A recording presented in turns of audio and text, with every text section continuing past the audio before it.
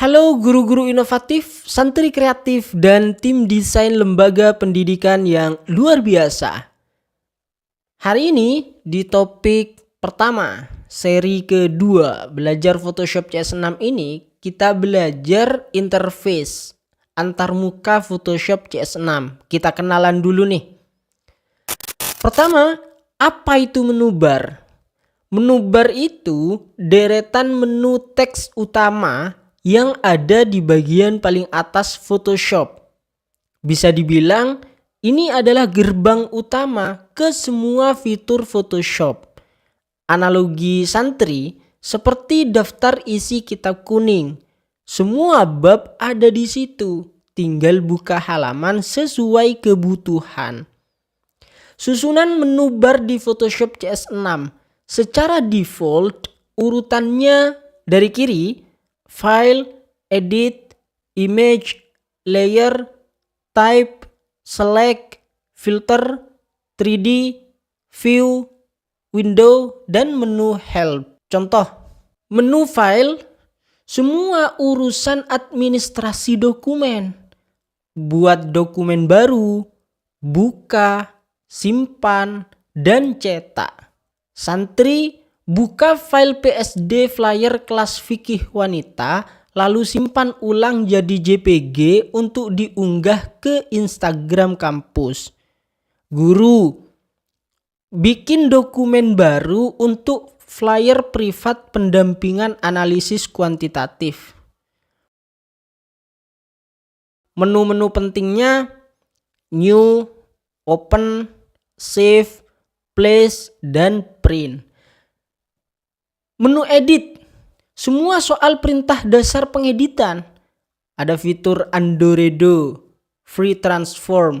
Ini gunanya untuk ubah ukuran atau putar objek, fill, dan lain-lain. Mau bikin teks jadi miring, pakai transform.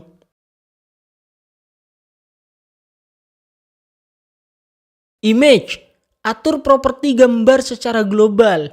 Menu pentingnya ada mode warna, adjustment, image size, canvas size. Contohnya nih, kampus butuh foto narasumber lebih cerah, pakai adjustments. Menu layer, ini jantungnya Photoshop. Semua elemen ada di layer. Menu pentingnya new layer, duplicate layer, layer style, flatten image, dan masih banyak yang lain. Guru bikin layer teks judul seminar. Menu select, urusan seleksi bagian tertentu dari gambar. Sebagian fitur yang sering dipakai di menu ini all, deselect, inverse, refine edge. Contoh, guru mau seleksi wajah narasumber untuk dipotong dan ditempel ke flyer. Menu filter, ini menu efek khusus. Ada blur, sharpen, imaginomic, dan lain-lain. Contoh, flyer workshop. Kita kasih efek blur, icon Shopee supaya lebih artistik. Menu view, kontrol tampilan area kerja, zoom in, zoom out, actual pixels, extras, dan lain-lain. Contoh, pakai zoom in untuk edit detail efek shadow pada judul flyer webinar. Menu window, semua panel ada di sini. Kalau panel hilang, misalnya layer dan karakter, bisa dipanggil lewat menu ini. Contoh, santri bingung panel layer hilang. Buka window, pilih layer. Guru butuh panel karakter untuk mengatur teks. Buka window, pilih karakter.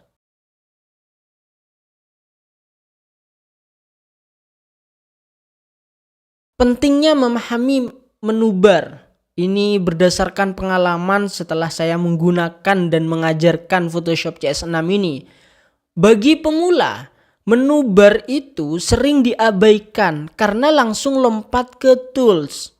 Padahal menu bar adalah fondasi. Tools hanyalah shortcut visual dari perintah yang ada di menu bar. Guru desainer yang paham menu bar lebih percaya diri, tidak bingung kalau panel atau tools tidak muncul. Santri desainer yang paham menu bar bisa menjelaskan desainnya secara profesional, bukan sekedar klik-klik coba-coba. Tips praktis. Pertama, biasakan hafal jalur menu. Misalnya, menu file, kemudian save as. Yang kedua, eksperimen tiap menu. Jangan hanya tahu, tapi coba fungsinya. Yang ketiga, gunakan menu bar kalau lupa shortcut. Ada refleksi dari saya, menu bar itu ibarat induk. Kalau kita tidak paham isi kitab, sulit jadi rujukan bagi orang lain. Dengan menguasai menu bar, kita bukan hanya bisa desain, tapi bisa jadi rujukan bagi teman, guru, atau panitia yang butuh bantuan desain. Yang kedua, option bar di Photoshop CS6. Apa itu option bar? Letaknya di bawah menu bar, berbentuk baris horizontal. Option bar adalah papan kontrol cepat. Ia menampilkan pengaturan khusus untuk setiap tool yang sedang aktif. Jadi, ketika kita pilih dan aktifkan move tool, isi option bar beda. Kalau kita pilih text tool, tampilannya berubah lagi. Kalau kita menggunakan analogi santri, option bar itu seperti catatan kaki kitab. Saat baca satu bab, catatan kakinya ikut menyesuaikan isinya. Mengapa option bar ini penting? Banyak pemula tidak sadar ada option bar. Padahal disinilah rahasia kecepatan dan fleksibilitas editing. Kalau kita tahu cara pakai option bar, hasil desain jadi lebih rapi, cepat, dan terasa profesional. Komponen utama option bar tergantung tool yang aktif. Misal, pengaturan khusus tool. Contoh, text tool mengubah ukuran dan ketebalan pada teks. Contoh lain, tombol cepat atau quick action seperti centang untuk konfirmasi perintah. Penting saat transformasi gambar. Tips praktis untuk pemula. Pertama, selalu lihat option bar. Jangan fokus ke kanvas saja. Yang kedua, eksperimen. Pilih satu tool, lalu utak-atik semua opsi di option bar. Rasakan bedanya. Yang ketiga, gunakan alignment di option bar saat mengatur teks atau logo. Ini membuat desain rapi tanpa pakai penggaris manual. Yang keempat, kalau bingung hasilnya kok aneh, cek option bar. Bisa jadi ada opsi yang nyangkut. Misalnya opacity brush-nya 20% gitu ya. Padahal kita butuh yang 100%. Ada refleksi dari saya nih, refleksi santri dan guru. Option bar itu ibarat kunci rahasia kecil yang sering diabaikan. Banyak orang cuma pakai tool standar, padahal di option bar ada saktinya.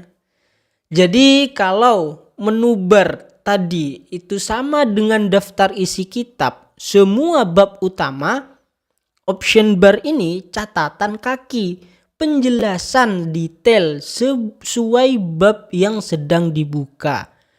Kalau kita kuasai keduanya, Photoshop tidak lagi tampak ribet, tapi jadi terasa teratur, jelas, dan logis. Ketiga, toolbox, tool panel atau toolbar, Photoshop CS6. Gambaran umumnya, toolbox adalah kotak peralatan utama Photoshop. Kalau Photoshop diibaratkan bengkel visual, toolbox itu kotak peralatan mekanik kita. Disinilah semua alat inti disimpan. Alat memilih, alat memotong, menggambar, menulis, mewarnai, sampai alat menghapus. Pertama, lokasi dan bentuknya gimana? Toolbox itu biasanya ada di sisi kiri layar Photoshop. Berbentuk panel memanjang berisi icon-icon. Iconnya kecil tapi fungsinya besar. Icon dengan tanda segitiga kecil di pojok berarti ada subtool atau alat tambahan di baliknya. Jadi jangan salah kira kalau hanya ada satu tool. Biasanya ada saudaranya tersembunyi. Klik tahan, muncul pilihannya, atau klik kanan. Kategori besar dalam toolbox. Supaya audiens tidak bingung, kita kelompokkan fungsinya biar sistematis. Kelompok pertama, selection tools, alat seleksi. Kedua, crop and slice tools, alat potong dan iris. Tiga, retouching and healing tools. Contoh, spot healing brush, clone stamp, dan eraser. Fungsinya memperbaiki, menyalin bagian gambar atau membersihkan. Yang keempat, painting tools. Yang kelima, drawing and type tools. Kelompok 6, navigation tools. Tips guru santri style. Guru nih, toolbox itu adalah media dakwah visual. Dari sini kita bisa bikin slide mengajar, infografis, atau poster kegiatan. Bagi santri, toolbox bisa jadi jalan dakwah digital. Dengan brush dan text tool saja bisa bikin kutipan hikmah yang menyentuh hati. Kesalahan pemula. Pertama, takut klik. Wah, ini banyak pemula tidak berani coba icon di toolbox. Padahal belajar Photoshop itu justru dari berani klik dan mencoba. Yang kedua, hanya andalkan satu tool. Misalnya cuma text tool, padahal kombinasi tool lebih powerful. Yang ketiga, tidak sadar ada subtool. Wah, ini repot. Misalnya hanya tahu rectangular marquee tool, padahal ada elliptical untuk lingkaran. Nah, refleksi dari saya tentang toolbox itu sederhana tapi inti. Kalau ibarat kitab, ini bukan hanya rak, tapi jalan menuju semua bab ilmu desain. Desainer yang menguasai toolbox dengan benar, meskipun hanya Photoshop CS6 di laptop sederhana, bisa menghasilkan karya yang kredibel dan bernilai dakwah. Jadi, pembahasan toolbox ini bukan hanya teknis, tapi juga mindset bahwa setiap alat adalah pintu dakwah, pintu kreativitas, dan pintu kontribusi nyata.